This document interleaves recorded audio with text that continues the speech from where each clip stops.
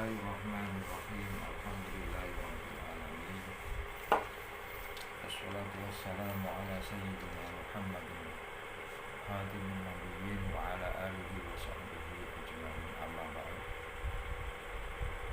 Semua yang mudah-mudahan selalu mendapatkan rahmat dari Allah Subhanahu wa taala.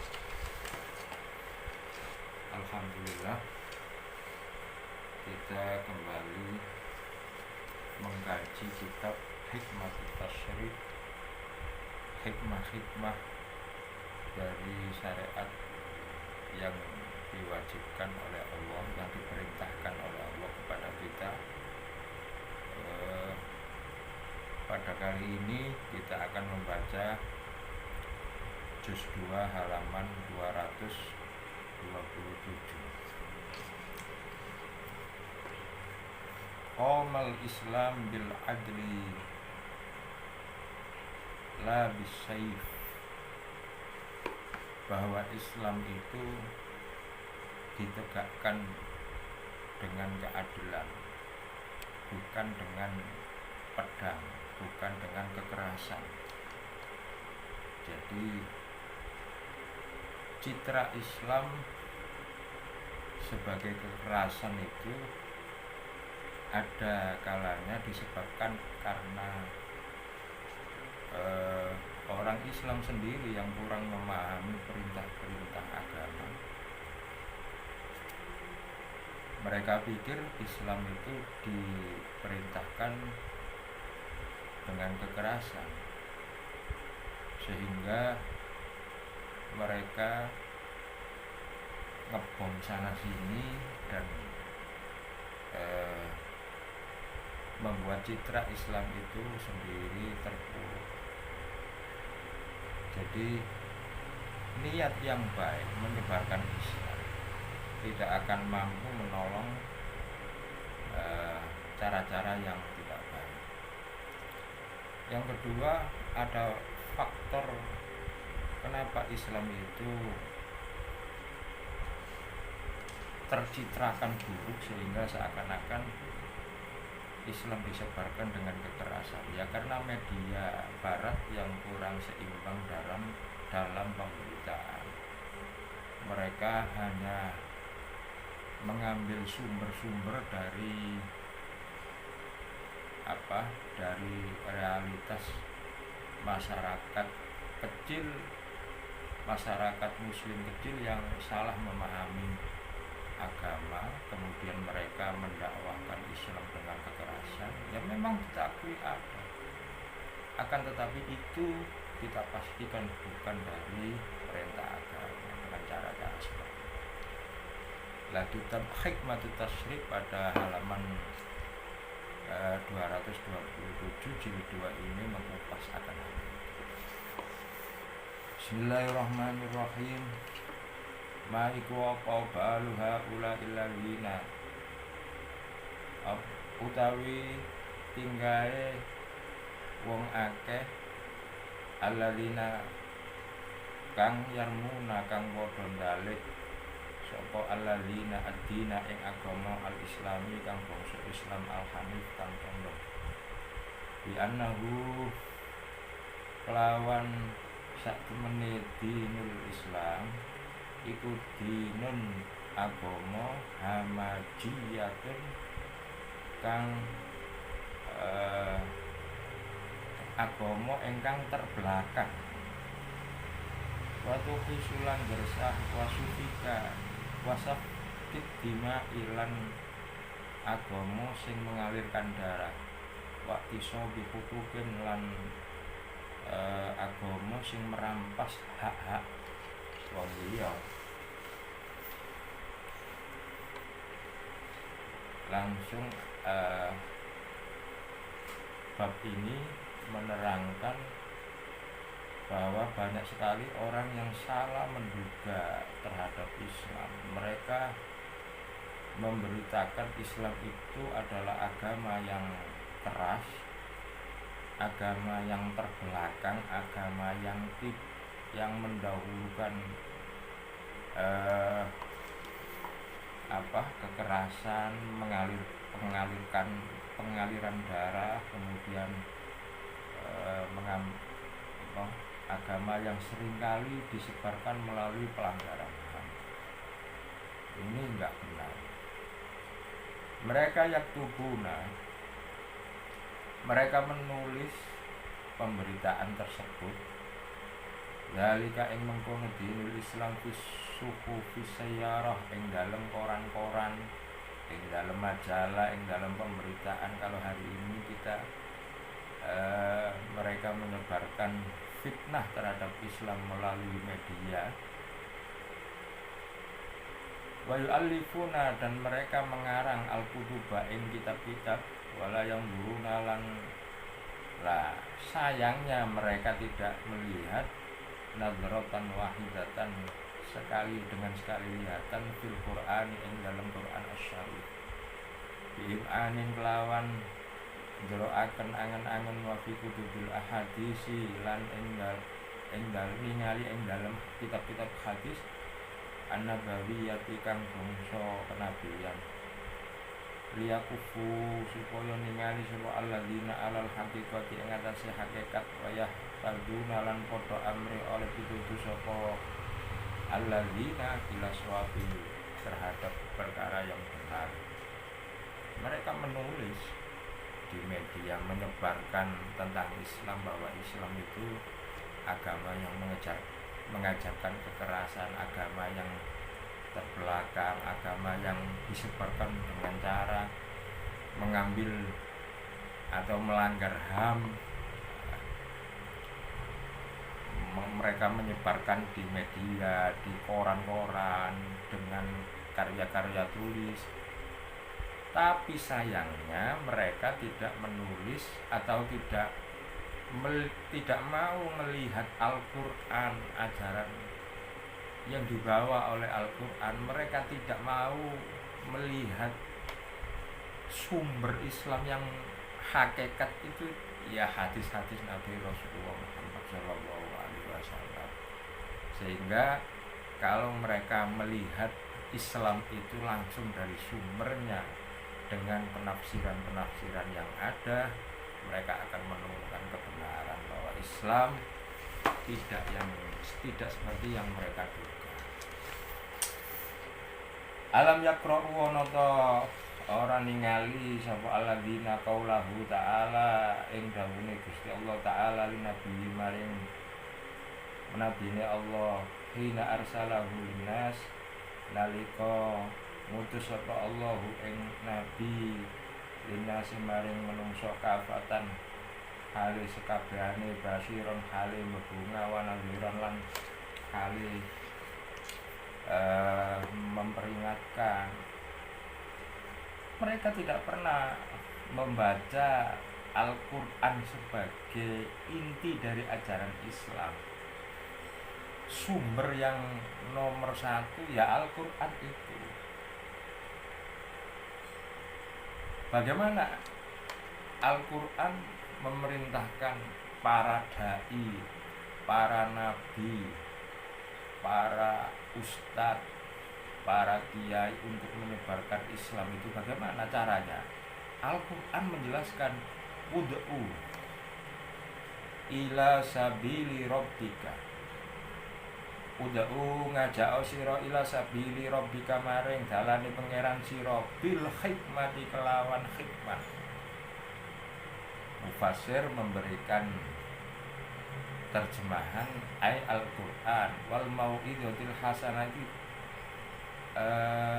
dan dengan kalimat-kalimat yang baik, nasihat-nasihat yang bisa diterima oleh orang pada umumnya. Wajadilhum billati hiya ahsan, kalau terpaksa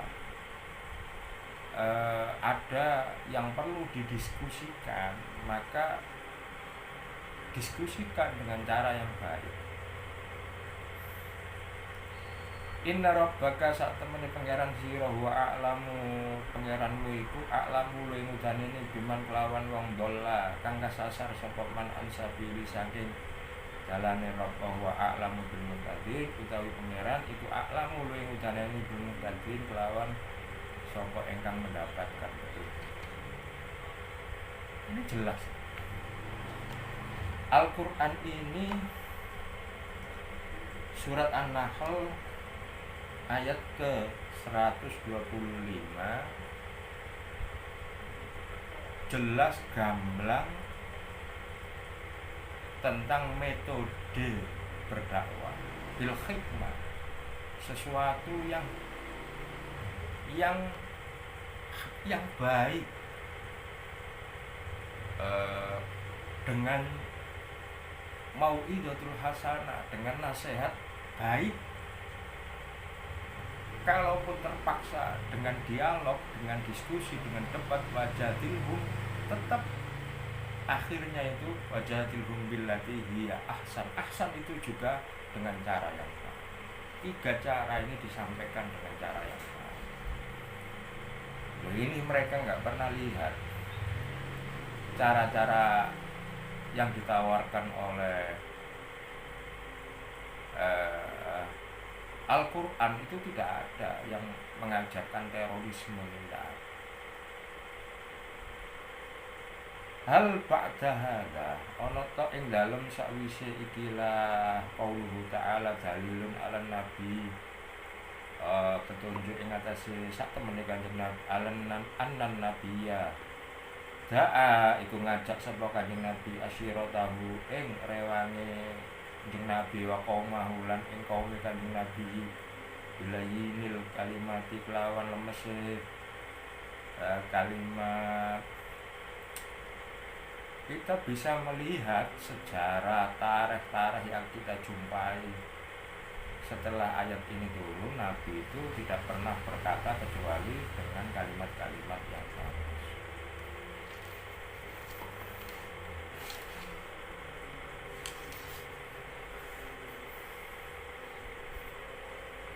Hal halihil wufud allati kanat tafuddu alaihi ana ta utawi ikilah utusan allati kang kanat ana sapa wufud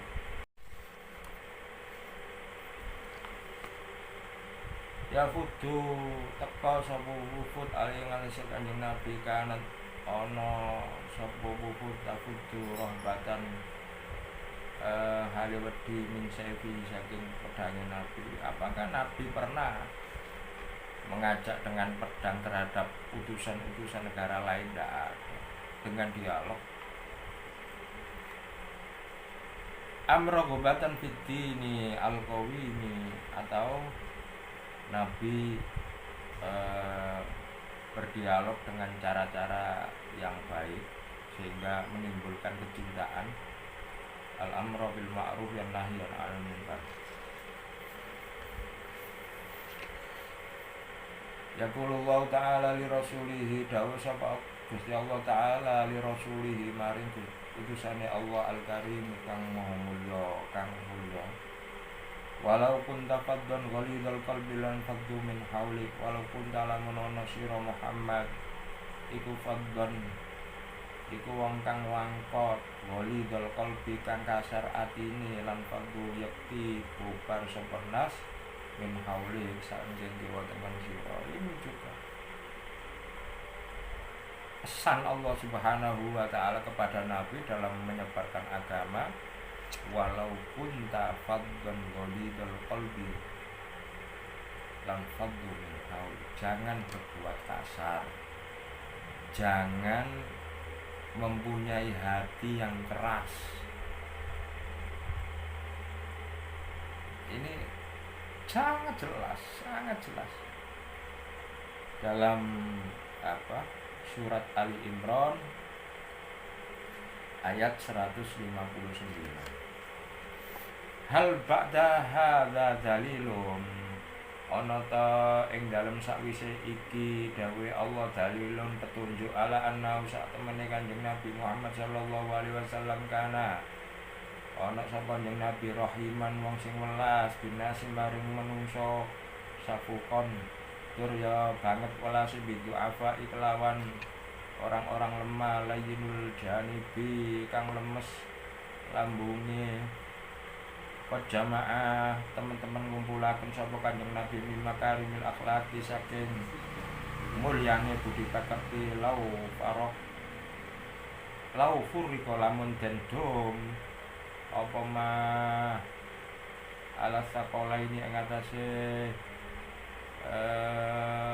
rong alam jin lan menungso maksude lama wajatta yakti nemu sira fil kauni ing dalam alam fasikon lama wajatta yakti ora nemu sapa sira fil kauni ing dalam alam fasikon ing wong sing fasik fajiron tur wong lajeng bal asbaha balik yakti dadi sapa anasu menungso jami'an fi sufufil malaikat ing dalem barisane para malaikat al-muqarrabina kang par kabeh. Jelas setelah ayat ini walaupun tafaddan walidal qalbi lam faddu min hauli, Nabi ketika berbicara Nabi bersikap lemah lembut terhadap yang lemah. Nabi menerapkan akhlakul karimah yang seandainya akhlak Nabi itu dibagi ke seluruh alam, tentu tidak satupun ada manusia atau jin yang bersikap fasik, bersifat anti terhadap agama. Hal sami'na ana ta ngrungu sira, hal sami'na ana ta ngrungu kita au nukila utawa den nukil ilaina maring kita apa at-tarikh ana sak temune Kanjeng Nabi amara bi qatlir radhi kelawan mateni wong wadon sing nyusoni minal atfali saking bayi-bayi. Apakah kita pernah mendengar sejarah Nabi? Nabi itu menyuruh atau Nabi membunuh atau menyuruh membunuh seorang kafir perempuan yang sedang menyusui anaknya? Tidak ada. Jadi peperangan yang dilakukan Nabi itu bukan tujuan tapi wasilah karena unsur keterpaksaan. Coba kita lihat perintah-perintah di dalam Al-Quran perang itu semuanya sebab mereka dimusuhi, bi annahum zulimu, sebab mereka dizalimi. Wasuyuhi minar rijali, apakah Nabi ada pemberitaan di tarikh Nabi itu pernah membunuh orang yang sudah tua? Tidak pernah. Wal muhadzarati minan nisa, perempuan-perempuan yang dipingit di rumah terus kemudian bala tentara Kanjeng Nabi dan para sahabat membuka paksa rumah tersebut kemudian membunuh perempuan, itu tidak ada sejarah kayak gitu. Cara-cara yang Nabi lakukan menyebarkan sudah diterangkan, ud'u ila sabili rabbika bil hikmah wal mau'izatil hasanah dan seterusnya. Walau kunta faddan ghalidal qalbi lan faddu min hawlik, andaikan engkau Muhammad sekali saja menyebarkan dengan cara yang kasar, hati yang keras, maka mereka semuanya akan menghindarimu, tidak akan menerima apa yang kau sampaikan. Hal nukila ilaina at-tarikh, apakah pernah dinukil kepada kita sebuah sejarah Nabi anau sak temene Kanjeng Nabi ana nulung sapa Kanjeng Nabi kawiyan ing wong sing kuat ala dhaifin ngalano wong sing lemah. Apakah kita pernah menemukan sejarah Nabi bahwa Nabi itu menolong mereka yang kuat kemudian mengalahkan yang lemah? Tidak pernah satupun. Au dzaliman ala mazlumin, utawa Nabi membela orang-orang yang berbuat zalim kemudian membiarkan orang yang terzalimi, tidak ada. Am aqamal hudud fi maqati'iha, utawa jumenengaken sapa Kanjeng Nabi al hudud ing aturan fi maqati'a ing dalem pemestinian nerima muktadian. Inna akramakum indallahi atqakum wa alam bisra.